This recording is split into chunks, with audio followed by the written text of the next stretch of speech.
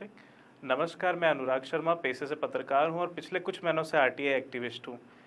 मेरे पत्रकार मित्र जो मुझे सुन रहे होंगे, आपने पिछले 6 महीनों से आप लगातार देख रहे हैं कि भैया जनसंपर्क विभाग की जो आरटीआई के माध्यम से जो आरओ शीट पब्लिक हो रही है, जो लोगों तक पहुंच रही है, चाहे सोशल मीडिया माध्यम से हो या कोई पत्रकार उस पर कवरेज कर रहा हो, मैं स्पष्ट कर दूं कि सारी आरटीआई मैंने लगाई है और मैं ही उन्हें वायरल कर रहा हूं। अब भले कोई इस चीज़ का क्रेडिट ले रहा है कि भाई मैंने आरटीआई लगाई है, मैं इस भाई से आरटीआई लगवा रहा हूं, लेकिन मैं स्पष्ट करता हूं मैं अपनी वजह से आरटीआई लगा रहा हूं। और आप सबके समक्ष मेरा अचानक आने का उद्देश्य ये है कि जो जिन मुद्दे पे मैं काम कर रहा हूं, जो भ्रष्टाचार का मुद्दा लगातार मैं उजागर कर रहा हूँ इस जनसंपर्क विभाग को लेकर, ये मुद्दा विधानसभा पहुंच चुका है। पंडरिया विधायक श्रीमती भावना बोहरा जी ने कल विधानसभा में बहुत ही बढ़िया सवाल किया। चूँकि जनसंपर्क विभाग माननीय मुख्यमंत्री का विभाग है, किंतु जवाब के लिए प्रभारी मंत्री श्याम बिहारी जायसवाल जी उपस्थित थे, जो जवाब देते समय बार बार हिचके उन्होंने सवाल रिपीट करने को कहा, लेकिन सवाल बड़ा ज्वलंत था और भ्रष्टाचार का बहुत बड़ा मामला था और हर पत्रकार उस चीज़ से जूझ रहा है। एक तरफ स्थानीय पत्रकारों की उपेक्षा हो रही है और दूसरी तरफ अन्य प्रदेशों के या फिर जिनका पत्रकारिता से दूर तक कोई वास्ता नहीं है, उनको बड़े पैमाने पे विज्ञापन दिया जा रहा है। और वहीं जो हमारे ज़मीनी पत्रकार हैं, गांव में सुदूर अंचलों में जो पत्रकारिता कर रहे हैं, उनको ना के बराबर विज्ञापन मिल रहा है। भावना बोहरा जी ने एक सवाल किया कि इम्पैनल के क्या मापदंड है। तो इम्पैनल के मापदंड ये हैं कि भैया किसी की कंस्ट्रक्शन कंपनी है, ठीक है, अब उसे रोड या नाली बनाने का ठेका लेना है, तो ठेका लेने के लिए उसे विभाग से लाइसेंस लेना पड़ता है, विभाग में पंजीकरण जैसा कुछ करना पड़ता है। तो जनसंपर्क विभाग में अगर विज्ञापन लेना होता है किसी वेब पोर्टल को या किसी समाचार पत्र को अथवा किसी को ऐड फिल्म बनानी होती है, तो उसे विभाग में सबसे पहले इम्पैनल करना पड़ता है। और जब वेब पोर्टल का जो इम्पैनल का नियम है, विज्ञापन नियमावली 2019 से तय होता है। इसमें नियम तो आपको लंबा चौड़ा दिखेगा कि भाई 50,000 हिट्स होने चाहिए, आयुक्त और संचालक 5 लाख से ज़्यादा का विज्ञापन नहीं बांट सकते, लेकिन और ये जो प्रक्रिया होती है ना, ये जो सारे नियम होते हैं ना, हम स्थानीय मंझले स्तर के और ज़मीनी पत्रकारों पे थोपे जाते हैं।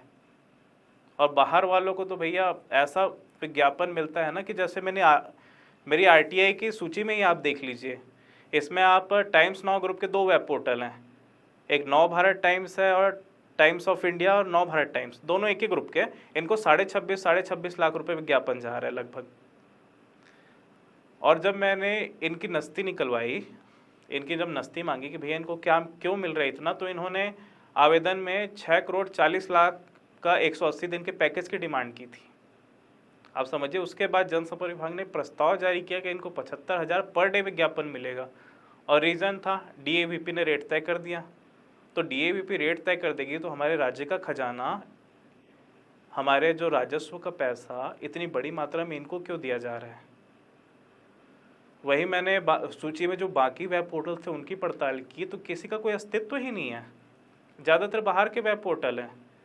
और उसमें भी अगर आप देखेंगे, उस पोर्टल्स में भी अगर आप देखेंगे तो ये चीज़ मिलेगी कि ज़मीनी पत्रकारिता से उनका संबंध ही नहीं है। कोई कॉरपोरेट घराने से है, कोई किसी मंत्री का रिश्तेदार है, और तो और जो संवाद में जो कर्मचारी हैं ना, उनके नाम से भी वेब पोर्टल है, उन्हीं को विज्ञापन मिल रहा है। मतलब पत्रकारिता का चौथा स्तंभ भी इनको खुद ही बनना है। वहीं अगर ये तो सूची मैंने भाई मुख्यमंत्री विष्णुदेव साय के टाइम पे जनसंपर्क विभाग की भर्रासाई की।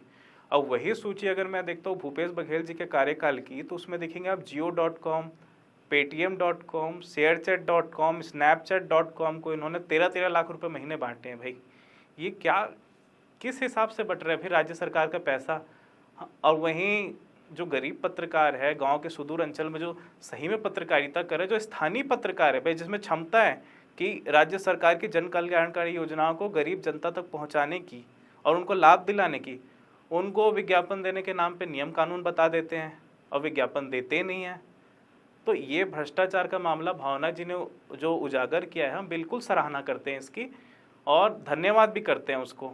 ये तो थी भाई वेब पोर्टल्स की बात। अब मैं प्रिंट मीडिया में आता हूँ। प्रिंट मीडिया में मेरी तो सारी सूचियाँ मैंने पहले ही वायरल कर दी है, चाहे स्वदेश अखबार के ग्वालियर एडिशन को मिलते 1,14,00,000 रुपए हों, चाहे हिंदी विवेक नाम की जो पत्रिका है मुंबई के, जिनका रायपुर से कोई सरोकार नहीं, कोई वास्ता नहीं है, उनको दिए गए 9 लाख रुपए हों, या विशेषांक के नाम पे कोई है अपने 5-5 लाख रुपए हर एक महीने की आड़ में लेके जा रहे हों, और भूपेश बघेल जी के कार्यकाल में सम अप नाम की पत्रिका को एक महीने में ही 50 लाख का विज्ञापन मिल गया, और उसके एक महीने पहले 14 लाख का विज्ञापन मिला है।